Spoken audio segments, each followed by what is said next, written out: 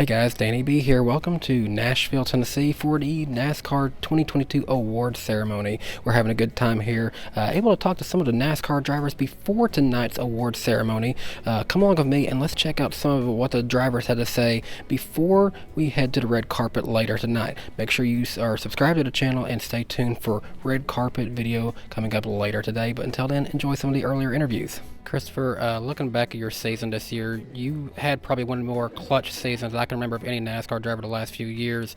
It all started, though, back at that New Hampshire race when that's probably one of your better tracks of your career. How important was that one for you to accomplish what you was trying to get to throughout this entire season? Because I know you started kind of lower in the points, but that race really kind of rallied it for you this season. Yeah, it was a very important race at Loudon because, we had crawled our way into the playoff point standing, but everyone kept winning and winning and winning, and that line kept getting closer and closer to us. So we figured we were going to have to win to make it into the playoffs. And then, I don't know, Loudon has been a great track for me, but I didn't really feel that great that day until late in the race. And it was definitely a turning point in our season. And then one last thing, because I know you were emphatic of the win there at Martinsville. I heard you talk about the clock that you have.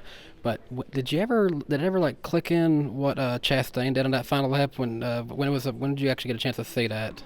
Yeah, I saw it post race. We were doing interviews and they had it, in one of the screens there. So, I applaud him for doing whatever it took to get in. And yeah, it was definitely outside the box thinking that clearly none of the other drivers have thought about. Would you ever think to do that? Now that it's in our head, yeah. If it's legal, then you have to do it.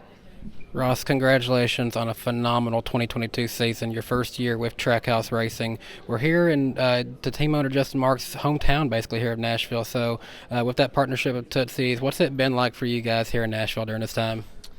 It's been a party. We've been at Tootsie's every night, and just getting to celebrate the year, right? Just take a breath. Got some of our upper management here, crew chiefs, and obviously Daniel and I, and got my family here. Daniel's celebrating finally proposing to Julia, their engagement. Just a lot of celebration and just good fellowship of our core group, and just good times and having fun. Pardon cheesy pun, there's a lot to celebrate because you guys broke the walls down in more ways than one this season with the way you guys performed. 2 wins, but one coming at Coda, the other one coming at Talladega, and then the most top 5s and top 10s of any other driver out there. Your first year in the playoffs, you go to the championship for nothing to be ashamed of at all without coming up with the title. How do you repeat this for next year? I think that's going to be maybe the most challenging thing we've ever done, right? We thought 2022 was challenging, but it was our arrival, and now staying here could be the biggest challenge we've all ever faced, and I wouldn't want to be doing it with anybody else. We've got all the tools, and we've done it. We know we can compete, and now we just go do it.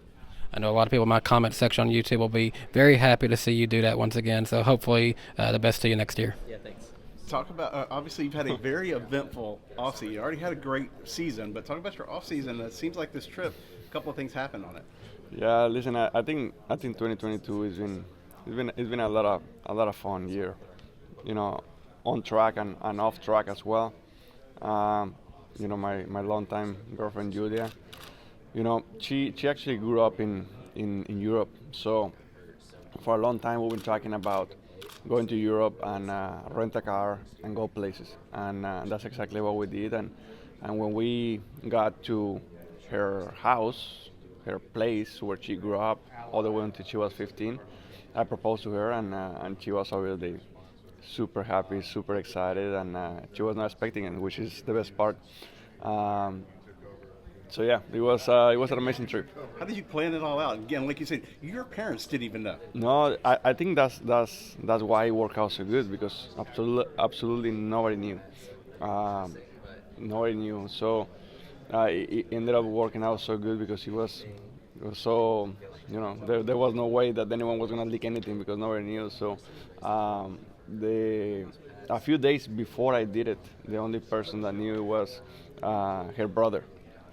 And the only reason of that is because he helped me plan the photographer. Since I didn't know a photographer or a videographer in Monaco, He helped me with that. And yeah, it worked out amazing. We're very happy. She's already an amazing girl, very, very good person. She loves racing. She loves my life, and yeah, we're very happy. Did you have to go to her dad or any of that and say, That, "How'd that, play that, out?" that was after. That was after. Luckily, her family is not super traditional, so I had the opportunity to talk to her father after the fact that I did it. Did he give you any grief? He's like, "Hey, now you're supposed to." No, he was good. Like I said, they're not very traditional, so he's fine. He's cool. I'm actually spending Christmas with him and her entire family in Brazil. So it's good. I'm very, very fortunate to have her and to have such an amazing second family with her, and it's been like that already for a while. But now I would say it's a little bit more formal. She gonna be here tonight? Yeah, she's here somewhere. I don't know exactly where she's at. But yeah, she's gonna be here We're tonight. gonna have to talk to her on the red carpet. Huh? We'll have to talk to her on the red Oh, carpet. it's all yours. You can talk to her all you want. Your teammate Ross Chastain used the word "finally," almost like a brother, like, "Oh, finally, he's engaged over there." Yeah, I bet he's happy too, because I mean, really, I don't think a lot of people is surprised. I mean, it was just a matter of time. We get along extremely well, and we're best friends. We're together a lot, and yeah, I mean, it's a lot of fun. It's a lot of fun to see people happy for us. Hanging out here in Nashville, it is your team owner Justin Mark's hometown. With the relationship of Tootsie's, how much fun have you guys been having since you've been here this week? It's been a lot of fun. This is like a home party for us. Everyone is here in Nashville. Tootsie's is here.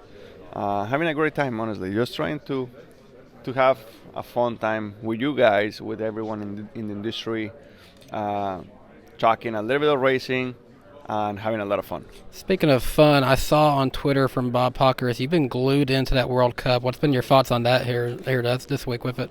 Yeah, I have kind of like mixed feelings right now because Mexico won the last game, but unfortunately they tied, and they were not able to advance to the next round. They tied in second, third place, and unfortunately they were not able to advance. But they closed strong. They closed winning a game, and that's positive.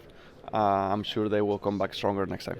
Hey, Alex, how's it going? Welcome to Nashville, sir. Yeah, thanks for being here. Yeah, it's a great place to live for myself, but glad to have you as a visitor here. Now let's take a look back at your 2022 season.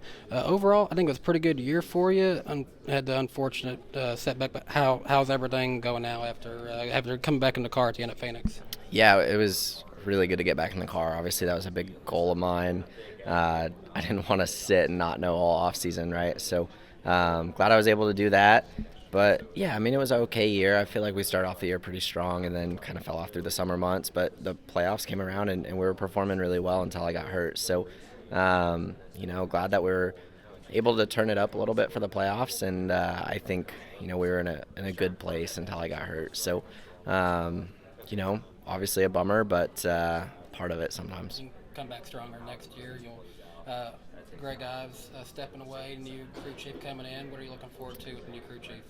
Yeah, just a new perspective, right? Like Greg and I are great friends, and we'll continue that. He's meant a ton for my career. I'm as excited to work with Blake as I am to see kind of the future for Greg and what he's going to do and how much more time he's going to be able to spend with his family and all that. So I'm looking forward to the future. Blake has been awesome to work with so far. Obviously, without getting to the racetrack, it's hard to say, but really excited about it. Now, that's more of a long-term future. Let's talk more short-term. What are you looking forward to more, 2023 Daytona 500 or Chili Bowl? Chili Bowl, for sure. That's the best week of the year. But, yeah, I mean, it's they're both going to be fun, right? Chili Bowl is just a big party. But, yeah, I'm excited to get going in 23 with the Cup car. I think it can be a great year for us. Now, the last driver, the 48, said he's coming back here soon. Has he asked for that old number back yet? No, certainly not. Which, yeah, he's going to have to pry it away, I think, if he wants it back. But No, I think it's so cool that Jimmy's coming back. I'm excited for him and the opportunities that he has, obviously, with ownership and everything, as well as driving. Wish I could have stolen from my sprint car team, but it's really cool to see him coming back. And one last thing, on a number 48, I saw something on Instagram, chassis number 48 from Kentucky. Did you drive that thing down here? No, I didn't. It's already back in North Carolina, but yeah, it was really cool. Chevrolet gave the 4 Hendrick drivers opportunity. Chevrolet and obviously Mr. Hendrick kind of set it up, but gave us the opportunity to buy, our own numbers of our own VIN numbers. So Kyle got 5, William got 24, Chase got 9, and I got 48. So excited about that. That new Z06 is a really cool car, and just excited to have it. And certainly keep it at safe speeds, I'm sure. Yeah, for sure. I haven't really driven it yet, but yeah, it's going to be a good one. Kyle, you kept mentioning mistakes, and I just feel like in a season like this where we saw 19 different winners, and you still got 3 of those wins this year. I mean, kind of hard to say it's a bad year, but I guess when you look at it from last year, having 10 wins and a championship, I mean, what would you say could have been done any better this year? Yeah, no, I mean, it wasn't a bad year, but it could have been a lot better, I think. It's just, I feel like there was just a lot of missed opportunity throughout our season. But, yeah, I don't know, just, it's just the mistakes that really cost us. So you just got to clean those up, focus, work hard, and just try not to make them a second time. Do you feel like as the season progressed, you were getting more used to the new car? Was that making it easier for you at all? Yeah, I mean, I think to me they didn't drive way different than the last car, so it's not like you had to learn a totally new car. It's still a heavy stock car, and they slide around just as much and just spin out a little easier than the old cars. So yeah, I think we all had a good direction and good feel for the car probably after the West Coast swing, knowing the different tendencies and stuff. So yeah, I think it was not hard to get comfortable. Austin, it's still not even a year from it. Has it sunk in yet? You are the defending Daytona 500 winner, and you got to go in next year as that defending Daytona 500 winner to try to do it again? I think it's certainly sunk in at this point. I've come to grips with the gravity of what that accomplishment really is and how impactful it is, not just in our sport and our industry, but in the sports world. I mean, Daytona 500 is a race. Everyone knows what the Daytona 500 is. It doesn't matter if you're a race fan or not. And I think that's something that I'm going to carry with me for the rest of my life. Is pretty incredible, and certainly motivates me to want to do it again. Now, I got to say this, because I'm a YouTuber. I talk about NASCAR all the time. I made a video where I claimed you could be one of the more successful rookies we've seen in a long time. You kind of did that by winning that Daytona 500, by winning Rookie of the Year, by making it into the playoffs your first year. But how could you advance after this season to further progress your career now? I mean, obviously, you're a Xfinity Series champion, Daytona 500 winner. What do you got to do next for next year? I think just build on the foundation we have. Obviously, I race for a great team, and I mean, championship caliber. Joey's proven that, but I think for me, it's building on that foundation. Continuing to push the envelope. I think in the Cup Series now more than ever, execution is at a premium. Connecting the whole race, and because the opportunity to recover just isn't what it used to be, and the opportunity to maximize a bad day is a lot more challenging because everyone's in the same car. So when either you, the team, the car, the pit stops, whatever it is, when you're having an off day, it's pretty obvious and it's usually pretty ugly. And the more you can either maximize the good days or be able to kind of move the bottom up on the bad days, I think that's what really shows the best guys in the series, like your Chase Elliott's and your Joey Logano's. Those are the guys that are going to be championship contenders, but because they can execute week in, week out. Now, that's your obviously plans for next year off season. How are you enjoying the time off, or are you already planning for next year? Definitely already moved on to next year. I mean, it's a month removed from the season, and I've already had quite a few simulator sessions regarding next year's season and meetings and so on. So it is nice to have some time off. I'll certainly admit that. It's definitely the busiest I've ever been in my racing career, just off the racetrack. So getting my personal life in order and just trying to, enjoy time to relax, get back in the gym on a much more regular basis. I need to do that myself. Yeah.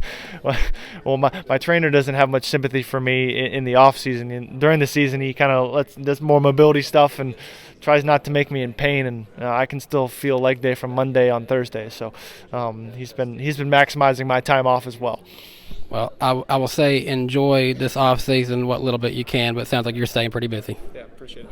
Hey Zane, how's it going? Welcome to Nashville, and congratulations on your Truck Series championship, sir. Yeah, thank you. It's been a fun week. Excited for this banquet. I guess officially claim this award is something so cool to accomplish, and something I've wanted since I was a little kid. So just excited for the night. So I wanted to ask this. You left GMS Racing to come to Front Row Motorsports. Some people might have wondered if that was the right decision at that time. Front Row Motorsports in their history in the Cup Series hadn't done too much. They won Daytona 500 a year before, but how much did that mean to you to come in and bring them such high success in the Truck Series and win that championship?